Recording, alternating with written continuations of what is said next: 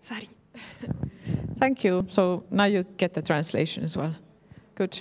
So I'll start again. So I come from an organization called Vamlas, which is an NGO working in Helsinki, in Finland, and we promote the rights of children and youth with disabilities. And I was asked to speak here today because we had a 2-year project, ESF project, with University of Applied Sciences in Finland. And I came to tell you what we learned in that project. So that project is already finished now since last year, but I have also written an article about the results of the project, which is in English, and the link is in the end of the presentation, so you can also read it if you like later on. So,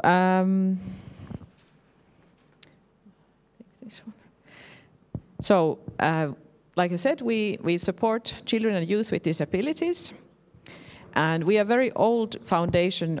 We were founded in 1889, so we are older than the Finnish independence, which was, Finland got independent in 1907, so yeah, older than that. And the organization was founded to support children with disability so that they could get an education and later a profession. So it was actually, we have the same goals as in the beginning, to support children to get education and work.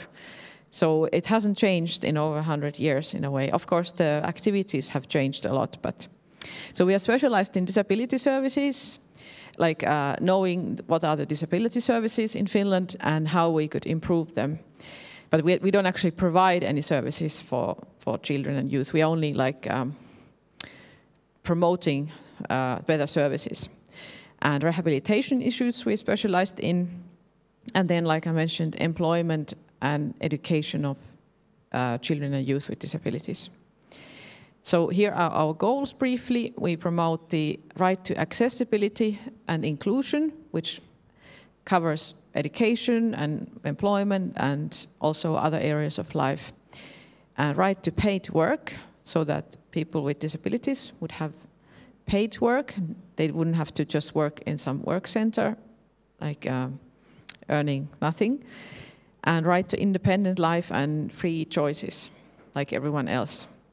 And we have a central office and development unit where Mihaela from West Bohemia University and her colleagues, they visited us in May and learned about this project. So that's why I was invited here to speak today. And in this central office, we have about 10 people working there. That's where I work as well. And then we also have a housing service for students with disabilities, and we have about 20 people working there, also in Helsinki. And this development work we do, so we have a lot of projects. We have had 2 ESF projects, and we have, but mainly we have project with Finnish funding. It's like a Finnish gaming company that when people play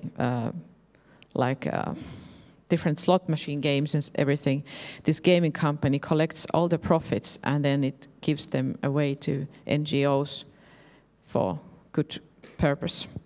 So we have employment projects, and mainly we focus on employers in those employment projects and creating new jobs. So we don't focus so much on helping people with disabilities to find work, but we are trying to change the employers' attitudes and create new jobs in the workplaces.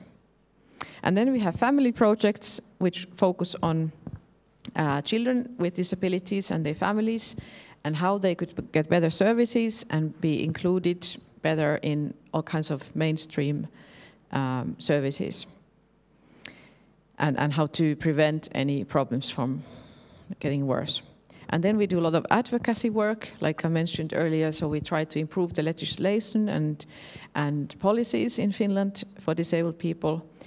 And we also support some research. We work sometimes with universities, because we are a foundation, so we have some money that we can give for research.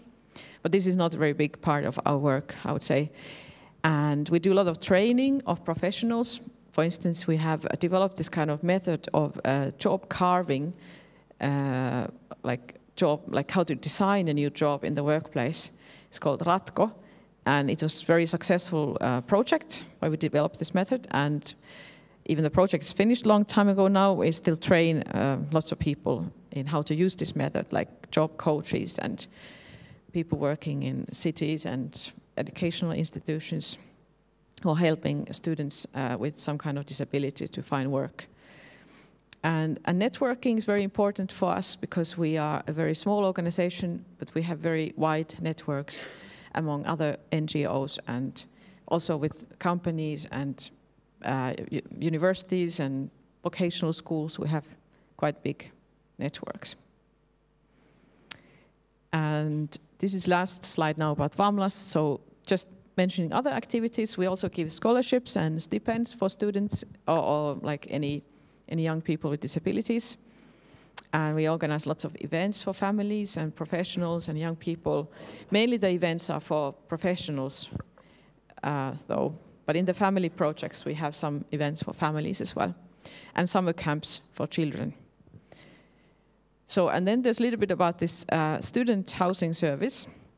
So we have 21 flats in a regular student house where there's other students living without any disabilities. And these our students who live there, they like furnish their own flats and cook their own food, and they basically have to do everything themselves. It's not like a I don't know how to say, this kind of old-fashioned place where people bring you your lunch and stuff like that. They live like independent life, but then because they are often like they're not able to go to shower or do a lot of things themselves, so they get help from our staff like around the clock. But the idea is that they're sort of independent and they decide how they live their lives, and we just help when needed. So, and that's a very good place to live, because I heard the quality is really good there and it has a very good reputation, I must say as well. They get usually help within 5 minutes of calling for help if they want to go to shower or something like that.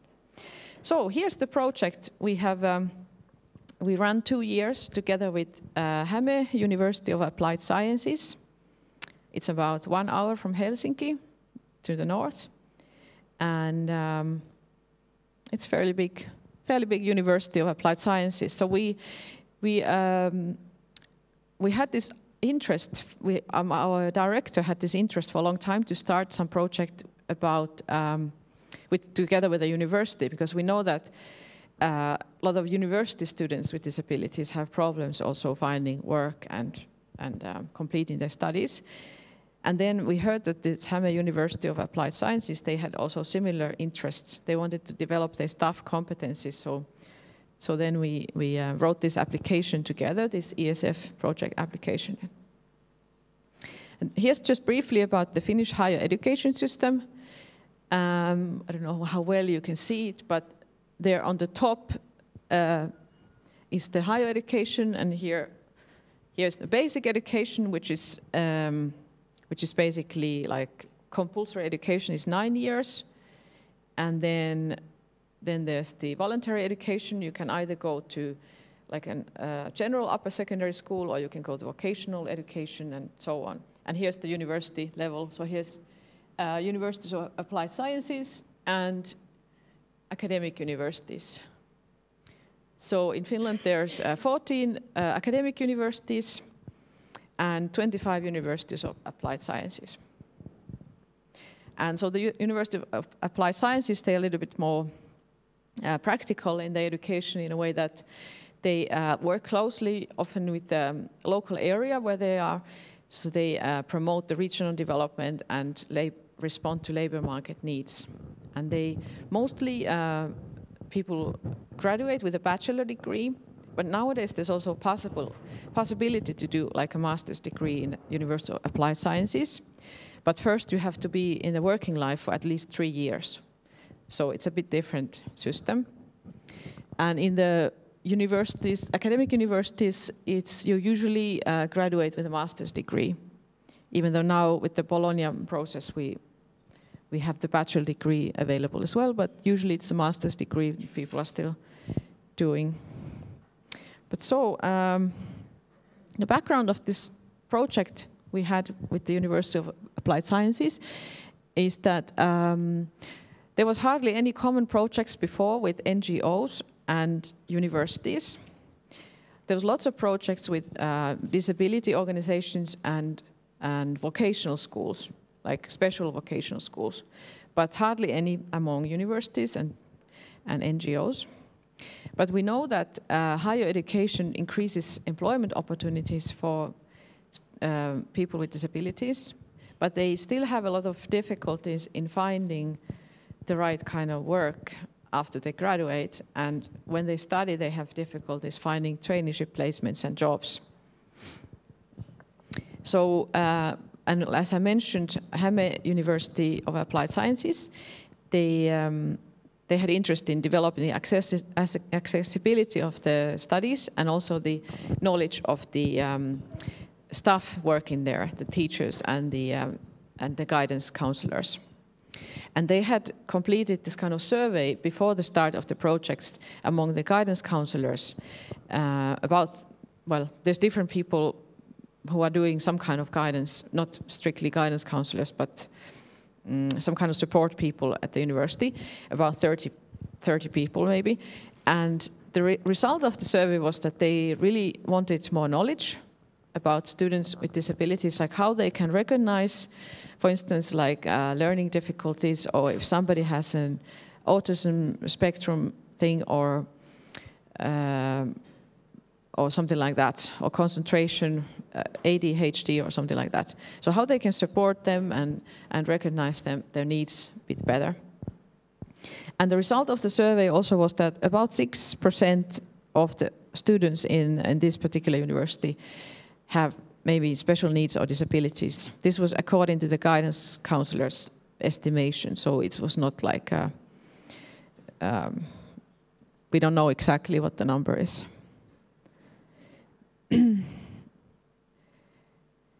So just a little bit about the students with disabilities in Finnish universities. So we don't have any records of the number of the students in a way, like no specific records, because students don't have to tell anybody about it, and even if they did, the university is not allowed to keep any record of them because it's against the privacy law.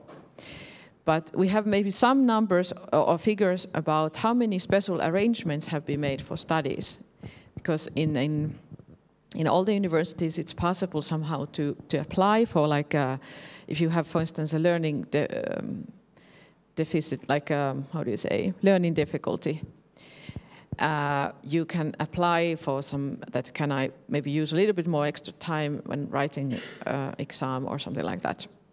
So there's some numbers, but I don't have them because that depends on the university. But then there have been also some surveys done where they ask directly the students to respond to some survey. And according to some of those surveys, like Auto Student Barometer survey in 2016, 20% of students, university students, report having disabilities, special needs or chronic illnesses. But this covers everything like asthma and allergies and things like that. And 7% report that they are more severe, that they actually affect the studies. So the 7% is the relevant figure, because a lot of chronic illnesses don't really have any impact on studying.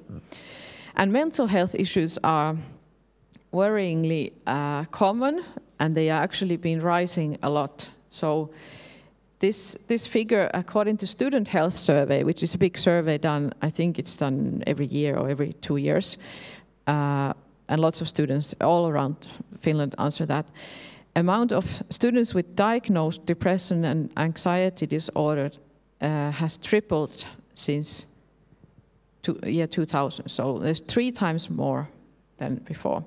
But this is about the diagnosed ones, so not the total number necessarily has tripled, but the ones with the diagnosis.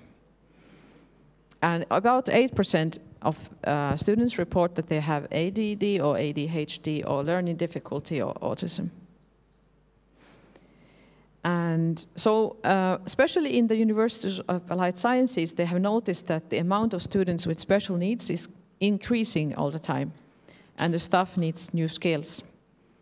I think it's also partly because they have made this track from vocational schools to universities of applied sciences a bit easier than before, or it's become more common to go from vocational school to University of Applied Sciences. So, and there's students also coming from special vocational schools who come to the University of Applied Sciences particularly. So that's why they are also have noticed that new skills are needed. So these were our project goals and methods. So one goal was to improve the students' career planning skills and preparing them to the labor market. And so we organized career workshops and individual guidance to the students. So this was one quite big part of the project. And then the university also wanted to develop their guidance practices. They wanted to sort of look at their guidance model and review it and see how it could be improved to cover for the students with disabilities. And then they had a will that they wanted to, this HAMK refers to the university in short, they had wanted to increase this university staff competencies in accessibility and how to recognize special needs and how to better support the students. And then I also thought it was important to bring the expertise of the disability organizations to the university. This was one goal of the project, because we feel that there's a lot of knowledge that we have and they don't have at the university. So we did, we organized the training for the staff, and we asked them which were the most important things they wanted to learn about, or the most difficult things. So we ended up organizing training in, one topic was how to support the students with disabilities into working life, like what kind of methods you have. And that training was organized by a career coach in special vocational school. But then there was one training was about mental health, students with mental health problems and how to support them. And that was organized by one NGO who's working with mental health disorders. And then the third one was about autism spectrum disorder and ADHD and how to support students like that. And that was organized by the Autism Foundation of Finland. And we also, in all the trainings, we had something called experience experts. So like students or graduates who had that particular disability and they had somehow some good experiences how the university staff could maybe help them in the future. So that was really important in the training. And one goal was to increase the employers' readiness to offer traineeships and jobs to students with disabilities. But this, and we had some information sharing and we met employers in lots of events, but I think that goal was a bit too ambitious because we had very small amount of staff in the project, and it's a very big university and lots of employer relations, so I think that was not so, could have been done better, so I don't focus so much on this thing in my presentation. So here's the guidance model in HAMK. This is in Finnish, but I've just translated some key points. So there's 4 main areas, which are those green and blue and pink and lilac areas. And one is guidance for personal well-being, includes things like healthcare and exercise services at the university, and there's some staff at the university like nurses and psychologists and people like that who are looking after that area. And then there's number 2 is this blue one is guidance for professional growth, and that includes that's done together with the teachers and the guidance counselors, and includes things like how the students are evaluating their learning, like their competencies, and how they are planning their studies and so on towards the graduation. And then there's number 3 is study guidance. It's the pink area, or the pink-brown. And yeah, that's also done by students and the teachers and the some assistants and working life partners.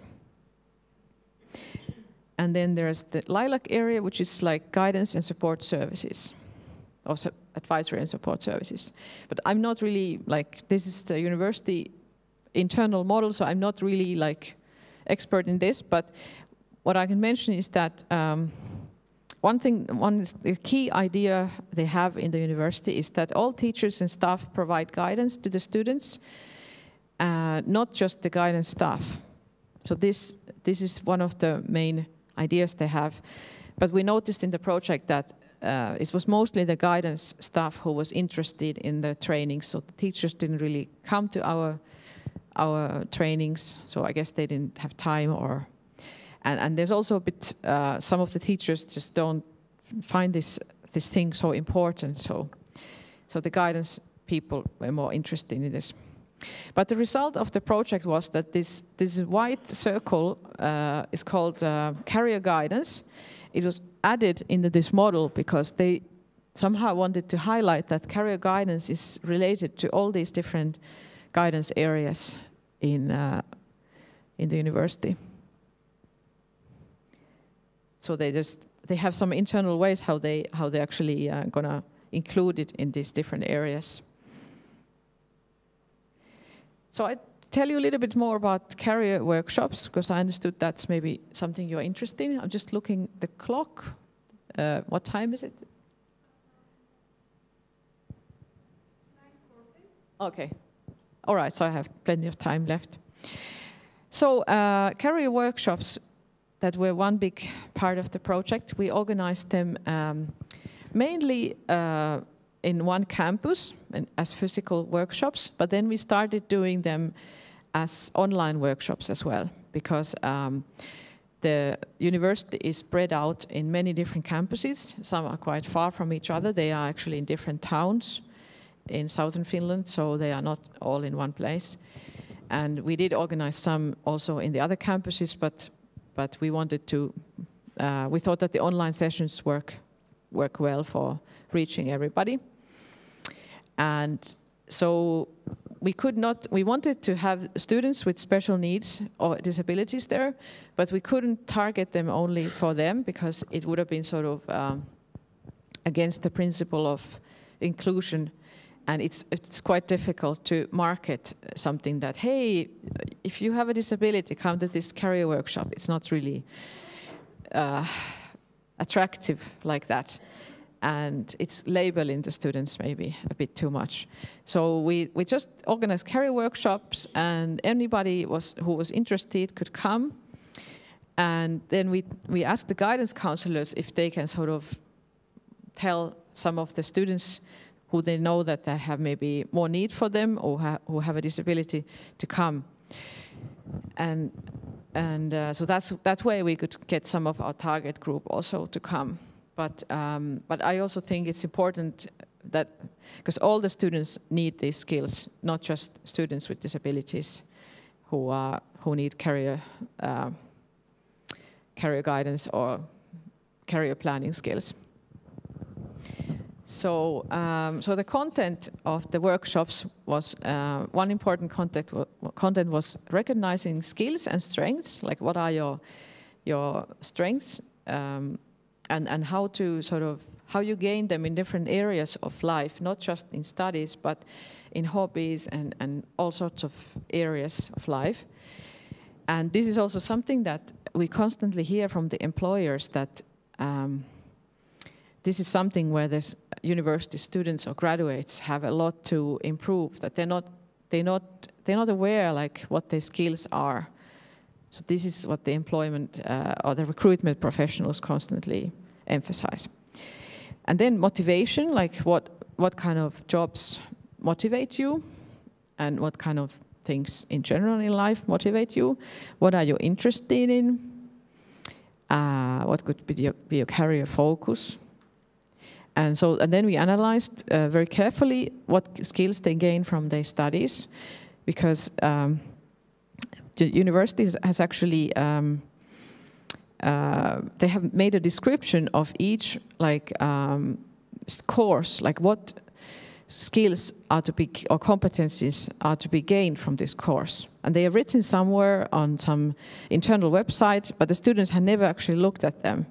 So that was, and when they found that, oh, it's written here, this is what I'm supposed to learn from this course, they were very interested. So this was somehow astonishing for us that they had never looked at them, or teachers had not told them to look at them before. And then we prepared how to make a CV and a cover letter. And we did some very practical interview practice. So we organized like fake interviews. And those who were interested, they could also make like a video CV for themselves, because that's becoming quite common now in Finland, that employers want you to make a video CV. And then we prepared, organized one workshop about LinkedIn CV, and one that was quite also quite interesting or important is how to find and apply for hidden jobs that are not advertised anywhere, because actually most of the jobs are like that. So how to use your networks, and how to when you find some interesting company, how you could contact them and send your application there and so on. Also about this video CV, I have to mention that we have been discussing this with my colleagues in Vamlas, because we do a lot of employer cooperation, not so much in this project, but in another project we have. We deal a lot with companies and employers, and is video CV good for somebody with a disability, or is it bad? We have been thinking about this. So, well, we think that it might be actually good, because if you send an application and you somehow the employer can see there that you use a wheelchair, for instance, or something, and they immediately get a certain image in their head, and they think that, oh, well, maybe that's not the right kind of person for us. But if you send a video CV, and depends, of course, how well you have done it and how good you are in talking or something, presenting yourself. But if you are good at talking and presenting yourself, it might actually be good, because then the employer can see that even if you sit in a wheelchair, you can still be like a very good person and for this job, and you're just like a normal person. So it kind of somehow might help them to get over this prejudice. But of course, if the video CV is badly done, or if you're maybe not so good at presenting yourself, then it might work against you. But quite often we think that it might actually be a good thing. Or somebody with Asperger's, they might be actually very good talking, even though they have maybe a bit peculiar style, but it might actually be perfect for the job. So sometimes that kind of thing can be actually good. And there was a project in Finland where they prepared video CVs for people with disabilities. They had like really professional staff who did it for them. Like they were filming them, like not just sitting in front of the camera, but doing some other things as well. And then those were actually quite successful. The people who had this done, it actually helped them quite a lot. So, and then in the career workshops, or on top of them, we also had, this project had a guidance counselor, and she was giving some individual guidance sessions as well. And we found that students who had some kind of disability, they actually used these individual sessions the most, and they were quite popular. And it would be really helpful if the university had this kind of career guidance counselor available all the time, but unfortunately that's not happening. So one thing I have to mention is that in academic universities in Finland, every academic university has something called a career service unit, but the universities of applied sciences, they don't have this kind of career services unit. Or some of them have, but quite rarely. So, and I think they used to have them, because we had this very big ESF project in the end of 90s, where they founded this career services unit to all the universities of applied sciences and also the academic universities. But when the project was over and the universities were supposed to take it over themselves. Only the academic universities kept it. And the universities of applied sciences, many of them just, okay, we don't need this because we are so orientated towards the working life, and we work so closely with employers, and we have all this practical training. In the University of Applied Sciences, they have to do this practical training as part of the studies. So they felt that they don't need these career services, and they got rid of them. And I have actually myself, I have worked in Helsinki University Career Services and Turku University Career Services in the beginning of my career for about 4 years. So I know how important it is for the students, and I think it was a very big mistake that the universities of applied sciences got rid of them. So, and like in this project, we realized that the students really benefit from this type of courses. So this is not the normal, these are not normally organized in the university. So this was only because of the project now. But as a result of the project, the university decided to continue these career workshops as voluntary students. Students can take some of them if they want. They're not as in wide scale like we had during the project, but there's some that are going to be continued after the project. So that was really one of our best results, I think, that they decided to keep them. And then these materials we created in the workshops, they were placed on the university intranet website so that students can still use them afterwards as well, like some kind of self-help materials. And also the university staff, they were also given some kind of workshop toolkit that they can use if they want to organize something similar, like some guidance counselor or some teacher might want to organize like some workshop on recognizing skills and strengths. So they were also given materials that they can use. Okay, this is just the career planning path. This can't read it very well, but it's in Finnish anyway. I just thought I'd read it to you or translate. So this is the model we used in the workshops. So it starts from the orange on the top. It says, what have I done? And then the next one, what do I know? What can I do? And then what is interesting for me? It's here. What is important for me? What opportunities do I have? What kind of choices do I have? So the opportunities and choices is different. What like choice or option is most interesting for me? What I will choose as my target? And then what is my goal, my motivation, my plan?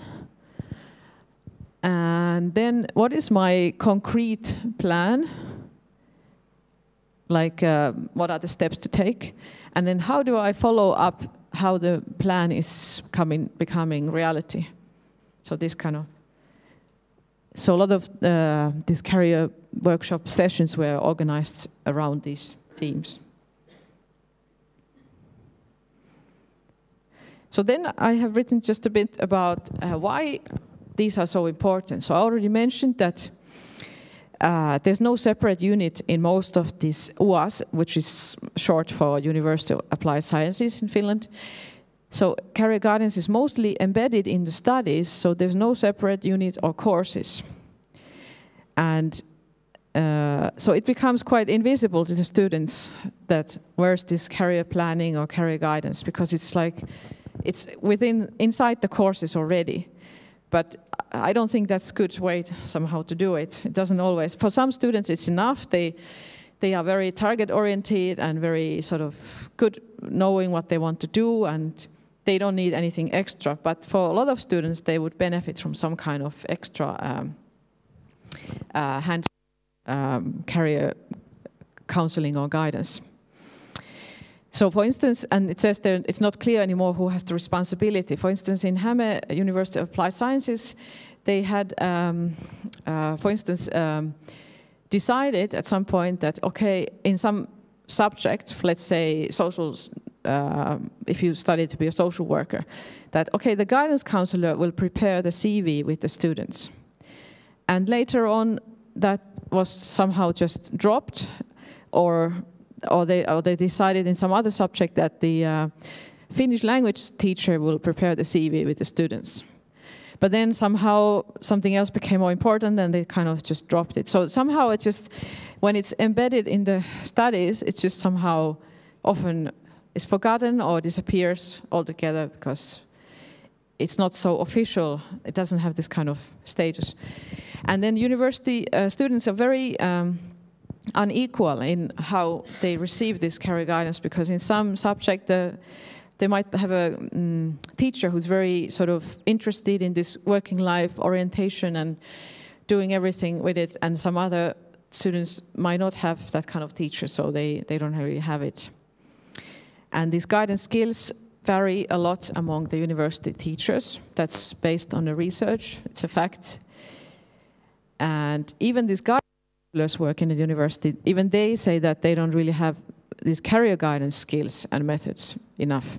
They just focus on like advising which course to take and so on.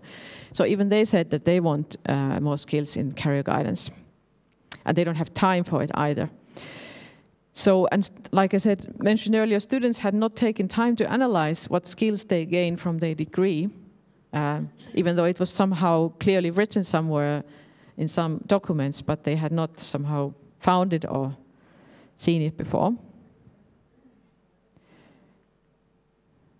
And career guidance is important in all stages of studies, because many people seem to think that, okay, in the end of the studies, just before the graduation, then we prepare the CV and talk a little bit about the working life and so on. Of course, I know that the University of Applied Sciences, they somehow are very oriented towards the working life already in the beginning of the studies, but still it's not so, the students still feel like they are not having enough of that. It's not very practical, it's more like theoretical somehow. And also we found in career workshops that peer support works really well, because there's other students there, they're all talking about the anxieties and fears and hopes and wishes for the working life, so it's kind of supportive for the students who attend there. And then it increases their trust in the employment prospects, so it increases study motivation at the same time, because especially in the University of Applied Sciences, they have a quite high rate of those students who quit their studies, that they don't complete them. So, and they have been wondering how to sort of increase the students' motivation. So I think that this is really important. Like if you have a clear idea about your opportunities for employment, and you have some kind of faith that you are able to reach them, then you're more motivated to study as well. So that's why it's important to start this kind of, or offer some kind of career guidance already in the beginning of the studies. And then it sends a message to the students that we care where you go after graduation. So not everything is just focused on just you finish your studies and graduate and so on, and because the universities get money from every student who graduates. But it's actually sending them the message that we care where you go after this as well. And many students need practical hands-on support in job seeking, especially students with disabilities. So like I mentioned, actually like somebody telling them like, this is how you write the CV, and this is how a good job application looks like, and this is what you also should emphasize when you graduate from this field and looking for this type of jobs and so on. And students with disabilities need this hands-on support, some of them even more, and often need some individual guidance on top of these career workshops. So I want to say something else about this, but I forgot now. Oh yeah, so in Finland they're changing the law so that the universities will start receiving, because they receive money mostly based on the number of students who graduate, but they started receiving a bigger share of the money based on the jobs that the graduates are getting. So it's a new system that they have to start investing more in this career guidance, I think, because in the future they're going to get bigger share of the money based on the quality of jobs that the graduates will get. So this is a big topic now at the moment of discussion. And then some key points and recommendations or things we learned in the project, that there's a lot to improve in accessibility of studies in this particular university, at least. And university staff needs more knowledge on how disabilities and special needs affect studies and employment. Like, for instance, this autism spectrum disorder. That was, I think, one of the most interesting topics for the of our training, because it was a lot of information that the guidance counselors had never thought about, like, or somehow it was very new for them, how you can support somebody with some kind of autism spectrum problem. And they actually face that a lot in the university, because often somebody with autism, they have managed okay during the basic studies, and in this upper secondary school studies, because they have lived at home maybe, and they have had certain routines and how they're doing things. And then all of a sudden they move away, like in Finland you often move away to a different town to study, and they have to create all the daily life and routines from the start. So it's often results into a crisis, and the teachers at the university are the first to see that, oh, something is not wrong, something is wrong, that things are not going as they should go with this student. So that's why in the university it's useful to know about this. And of course the university teachers are not always responsible for looking after all the problems of the student, but they have to be maybe able to guide them, like maybe where should the student contact and so on outside the university. Okay, so then university staff needs more knowledge also about how to tailor study methods. So there's actually quite many ways of completing the courses in the university. So it's not always that you have to do it in a certain way, that there's often different options that you can sort of individualize a little bit the studies. And these are becoming more common. And then a good practice would be to have a full-time accessibility advisor at the university. So in Finland we have 3 academic universities where we have full-time accessibility advisor in 3 different locations in Finland. And but all the other ones, it's not full-time. It's some kind of responsibility of some support person somewhere. And nobody really knows who that person is. And well, maybe inside the university, it's the students will hear about it, but from the outside, you can't really. If we as a disability organization would want to contact somebody in Helsinki University who is looking after accessibility, it would be really hard for us to find who that person is, because it's not written anywhere on the website. And it's a recommendation that of the project that there would be a full-time person and they could be easily located, because it could also encourage maybe students with disabilities to apply to the university, and also it would help all kinds of cooperation between the university and NGOs and different projects and so on. I know one accessibility advisor who's working full-time in Turku University, where I graduated myself, and she's very active in all kinds of cooperation in the disability field. And then another good practice that we would recommend to all the other projects is training by experienced experts. So when you organize some staff training, that you would have these young people with disabilities or graduates who could maybe participate in the training and give their own presentation about what kind of support would be useful.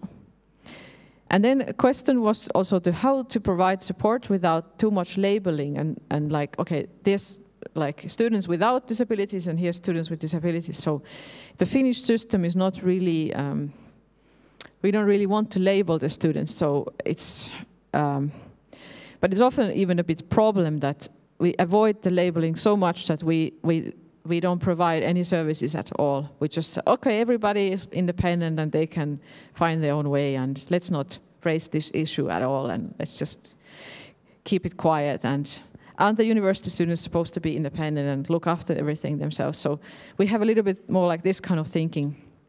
It's not easy to talk about students with disabilities in a university. It's kind of like, or special needs. It's kind of like a hidden topic in a way. Yeah. And yeah, and then one key point is that students with disabilities would benefit from extra support in finding employment, and this would maybe need some better cooperation among the staff, like those people who maybe are somehow in contact with the students and know what kind of problems they have, and those people in the university who may be working together with the employers or looking after the traineeship placements. So those people.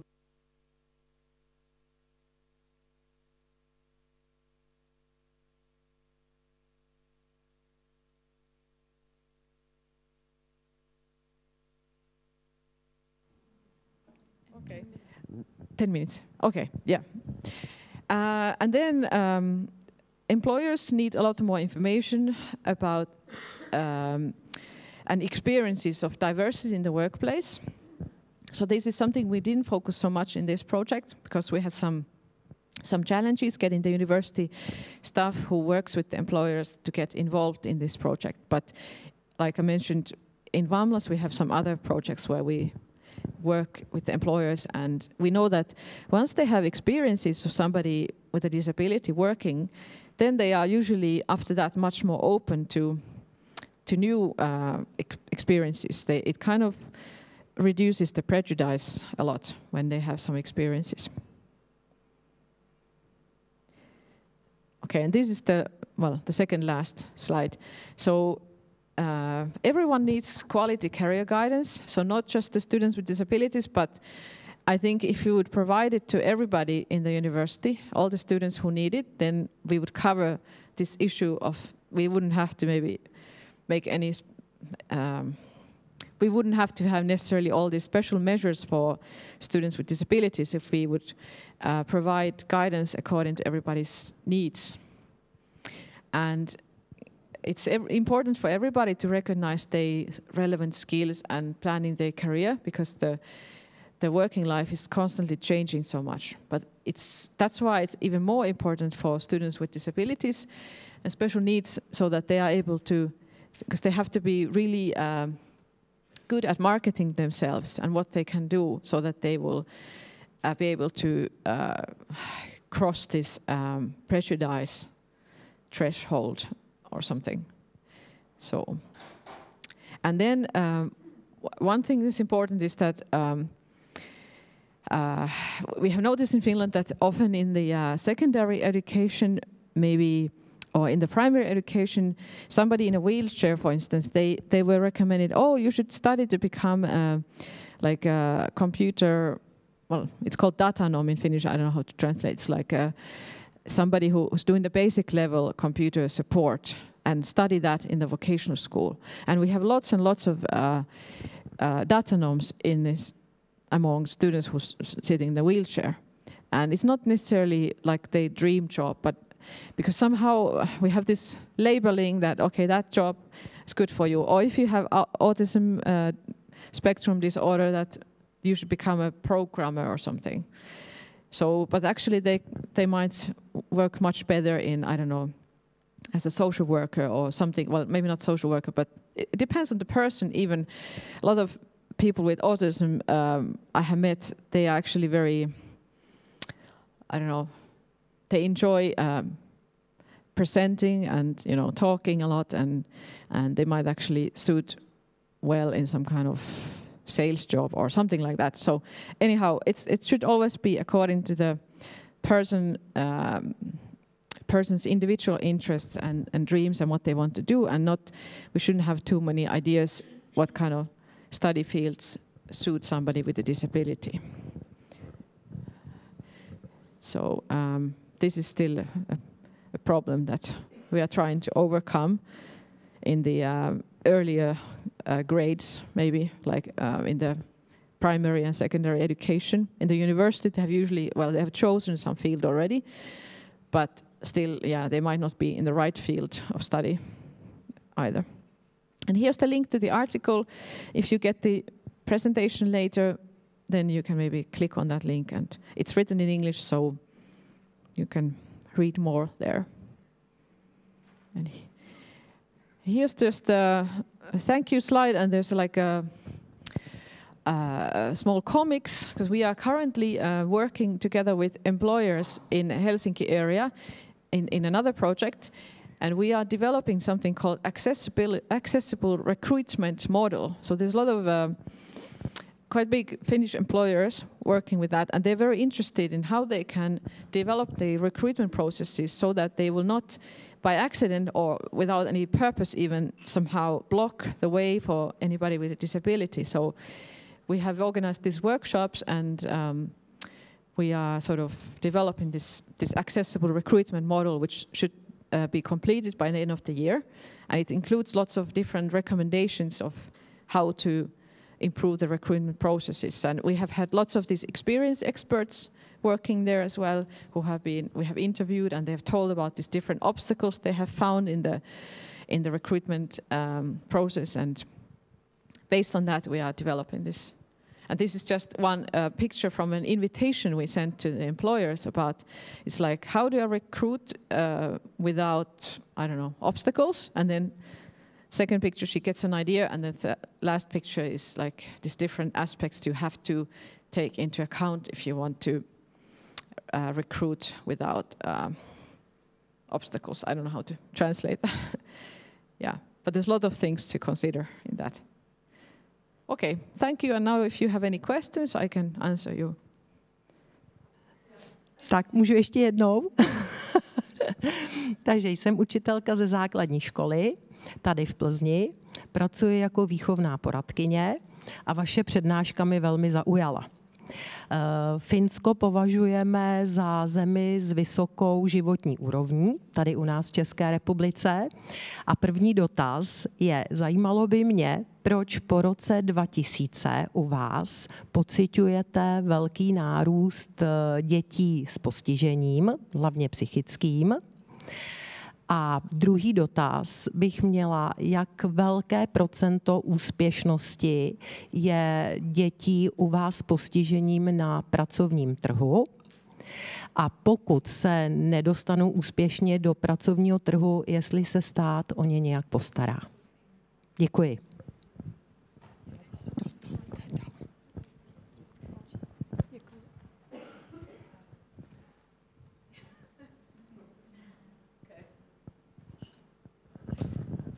Okay, thanks for the question. So the first one was about why there's such a big increase.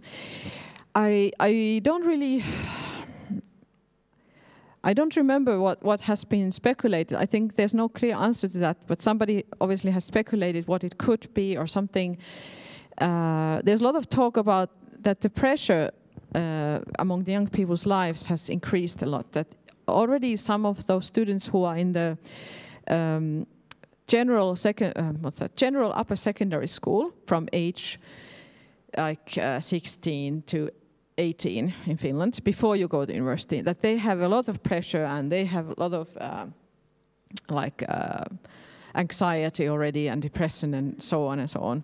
There's talk about that, but I don't know what, like somehow just the demands of the life have increased or the pressures. I don't actually know, because I don't work with the mental health issues myself, so I'm sure that there's some speculation, but there's not such a clear answer that I would have read it in the media that, oh, this is the answer now. Because if there was such a clear answer, then I would have heard about it. But yeah, I think generally our working life has become more demanding, and the students are aware of that already when they're young, that they have to, graduate fast and find work fast, and all the choices that they make are very important, and they have to really think hard and what they're gonna choose. And somehow, our government wants everybody to start higher education very quickly, because in Finland it's quite common that after the secondary school you have to apply to university, and you might not get in at the first time because we have entrance exams. So some people might try many years to get into university, because it's not based on the degree you get in upper secondary school. It's based on the university exam quite a lot. So yeah, there's a lot of pressure. But then I think one reason why in the university students there's more people with students with mental health difficulties could be that maybe they're diagnosing them better than before. That maybe it's a sign that they have somehow discovered them. Previously they were just not diagnosed or something like that. That could be part of the issue, but maybe not all of it. Because we have these kind of special health centers for students, where students can go to get like psychological help and visit a doctor, and maybe they just somehow diagnosing them better than before, but I don't think that's the whole answer. And about the second question, like what's the percentage of success in the labor market for students or people with disabilities? The difficult thing is that we don't know in Finland, because we don't, somehow we are not able to keep any statistics of people with disabilities in lots of, even in the employment offices, they're not allowed to keep statistics. So, and in the universities they're not allowed to. So we constantly face these questions when we are trying to influence the policymakers, that we can't give them any numbers. We just have speculations that, okay, we have seen quite many people who have difficulties or something like that. We have different support mechanisms, like, for instance, employer can receive, if they are hiring somebody with a disability or somehow lowered working capacity, they can receive part of the salary from the state. So through the special mechanism, they have to apply the money from the employment office. So I think it's something, could be something like 60%, is it? Or I can't remember exactly. But this is not very well known, and also the employers who know it, they think it's very complicated and bureaucratic, and they are not very. So employers are not always immediately jumping at the opportunity. Yeah, I can get some salary covered, because it's just they know that they have to go through this bureaucracy and everything, and it's only for a certain time and so on. But there is that kind of benefit, and there's also another benefit that employer can apply if they have to make any modifications in the workplace. For instance, like they have to build a ramp here to get to the stage, or like there's no ramp, so somebody with a wheelchair wouldn't be able to come up here. So if there's something like that, some modifications in the workplace, there's special money that they can apply for that. But that's not also very well known. So one of the tasks of the disability NGOs is that we are constantly trying to spread the information to the employers that there's all this money you can apply if you hire somebody with disability, that you should do it, and encourage them to do that. So. But we don't have these numbers, how many people are unemployed. It's just, we would like to have that, but well, in certain, like those, in certain fields, like those with visual impairment, like blindness or something, they collect statistics because they have very somehow good, they're able to reach all the people. So they have some of their own statistics. And I can't remember those either, but I just remember one thing is that those with a higher education who have visual impairment, they were a lot more likely to be employed than those with lower education. But that's the likelihood of getting employment with a when you're blind, for instance, and you have higher education, it's much higher than, I guess, even among regular people or something. Like it's improving the chances a lot. But yeah. But I must say that in Finland we have, if you compare even with Sweden or some other countries, we have less people with disabilities in the working life. Our situation is not good in the international comparison. That's much I've heard. Lots of countries have it better than us. We don't have any, for instance, like in Germany, they have quotas in the working life that you have to have, I don't know, 4% or something of your employees with the disability. We don't have that kind of quotas at all. So, yeah. and I think that many disability organizations, they don't like those quotas either, so they would like to find some other way. Yeah. So hopefully that gave you some kind of answer.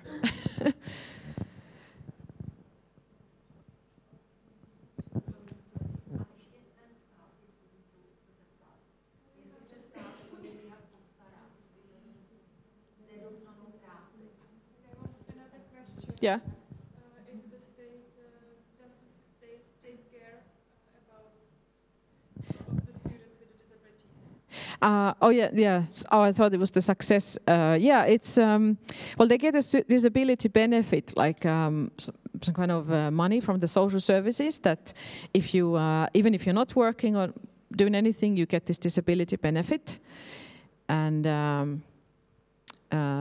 yeah, so you can sort of cover your living expenses, but it's very low, so it's better to gain work than live on a disability benefit. And there's also these problems that we are trying to fight in the legislation, is that or you can get this something called like a pension, that you're not able to work. That, how is it called? That, I forgot what it's called now in English, but it's like some pension that people get who are not able to work, no matter what age they are. And you can get that, but there's a problem that if you want to work still, even if you have that pension, but you want to do a little bit of work, you have to earn, or you can earn a maximum of 700 euros in a month. And after that, all of the pension will be cut away from you or something like that. So it's not very, it's something called, it's like a, I can't remember that name now in English, but it's like, it's not encouraging for them to work because they have to earn a lot so that it's beneficial. So we are trying to change the pension system so that it would be more encouraging to work even if you have this disability pension. So yeah, that it would always be worthwhile to work.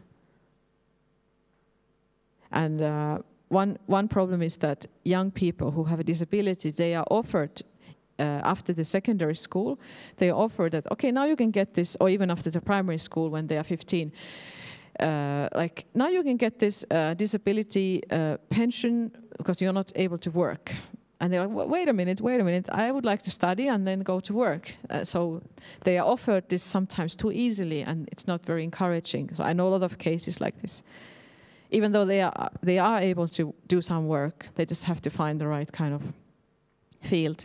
But they are just given this, like, oh, take this pension and, you know, go home and don't have to do anything anymore. But they also get, there's also a system that when they do go to like secondary education or higher education, that they are given some special special benefit that's they get a bit higher sort of benefit for studying during the study years. They get this benefit, but it has to be approved by this like social services, which field they're going to study with that benefit. So, and sometimes it's a bit unflexible as well. So unfortunately, I don't have the name of that either in English, but there's lots of, we have lots of different benefits for different life situations. So. And it's, for the families with a child with disability, it can be very challenging sometimes to navigate through this benefit system and fight for that. I need this benefit now, and fight for their rights as well. Yeah.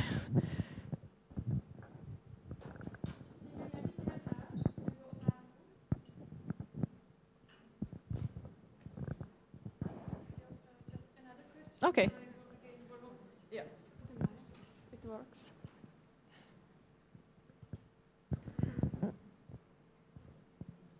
Sari, maybe it's in English, maybe. Dobře, tak česky. Já bych chtěla strašně moc poděkovat, protože je skvělé vás tu mít, vidět vás v Plzni na pódiu a myslím si, že svojí prezentací jste krásně naplnila to, co jsme si přáli. A to znamená, že jste tady sdílela skvělou dobrou praxi od vás z Finska. Já bych vám jenom chtěla popřát spoustu úspěchů ve vaší další práci a spoustu dalších úspěšných projektů, tak jako projekt Orabil. A díky moc.